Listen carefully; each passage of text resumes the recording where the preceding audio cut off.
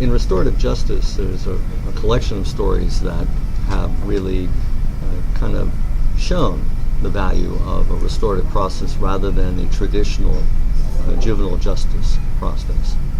So the first one really is around a child that was arrested. So it starts on the streets of Rio, and two boys that are skipping school. They're 15 years old, and they decide that they want to flash kidnap someone. You ever heard of that term, flash kidnap? It means you take someone at gunpoint to the nearest ATM. They get all the money out that they can get at one time, and then you let them go. So they decided on a person that they're going to do this with, a man that was having trouble getting out of a parking place.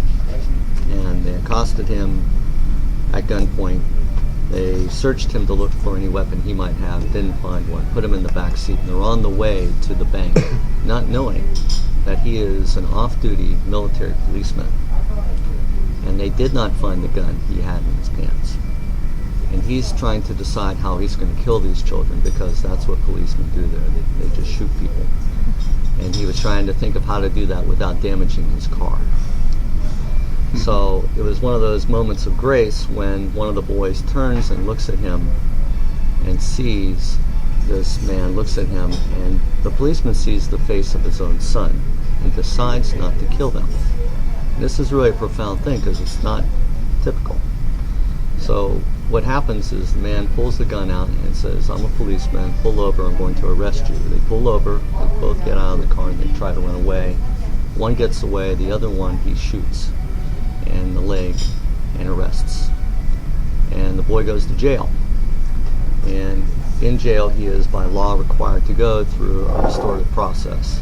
So all the people that he's affected by his choice now are brought together. And this includes his father, his grandmother, the policeman, and the policeman's wife. So in this particular case, a pre-circle was called, and everyone is advised, of what is going to come up individually and what will be asked. And it's a formal process where everyone is really offered an opportunity to talk about the impact this boy's choices had on them. And the boy is able to also offer what was going on for him when he made the choices he made.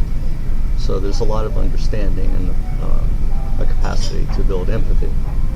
So the boy, for instance, revealed that when the policeman shot him, he was happy because he was going to be able to see his mother soon. His mother had died the year before, and he was sure the policeman was going to kill him because that's what typically happened.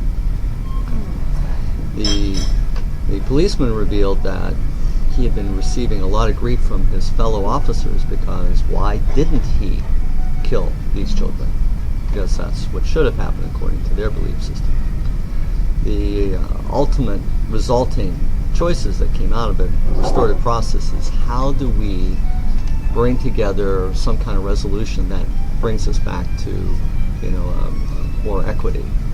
And so everyone contributes to that process. And in this case, the boy's grandmother said, "I'm going to make a meal for the family and bring the family together more often." The father committed to spending more time with the son. The policeman said he was going to go to youth prison and talk to youth about building better lives for themselves. And the boy decided that he was going to make a film about his life so that policemen might be less inclined to want to kill children. Okay, now, would the juvenile justice system ever accomplish something of this, capacity? It's not likely. It's, when we look at the legal system, it doesn't really create the chance for the community to make its own choices that now, bring us back into alignment and order. So I'll tell you another story real fast. This is a little bit more close to home. And this is a story of a teenage couple, seniors in high school, or they were, and the girl is just found out she's pregnant. So she lets the boy know that she's pregnant, and the boy now wants to disassociate from her. So the girl knows that within her high school there's a notebook hanging from the ceiling in this one place outside a door where she can write down her name, and she can call together the families or whoever she thinks should be in. And the act is this boy looking down and looking away.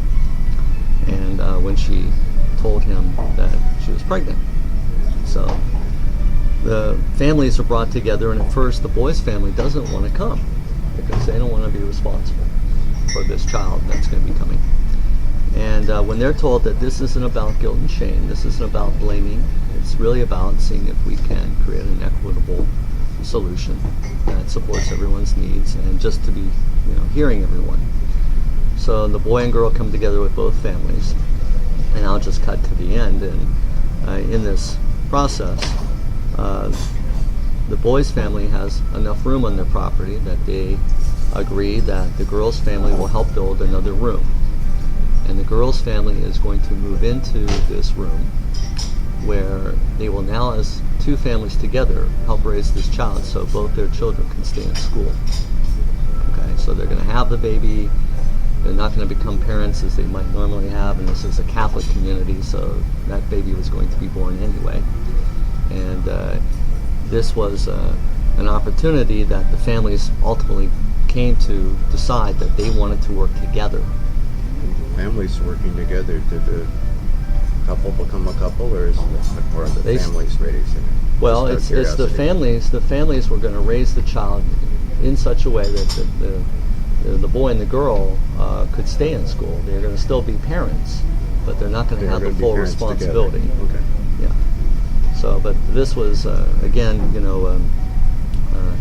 a circumstance where the wisdom of the group is much better than any authority could ever, come up with, that kind of option. It's not going to happen that way.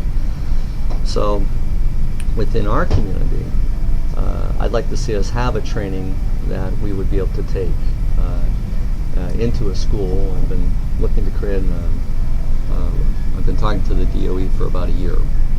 And Great. yeah, it seems like the most natural place, but juvenile justice would work just as well. And so there's a couple of different models here.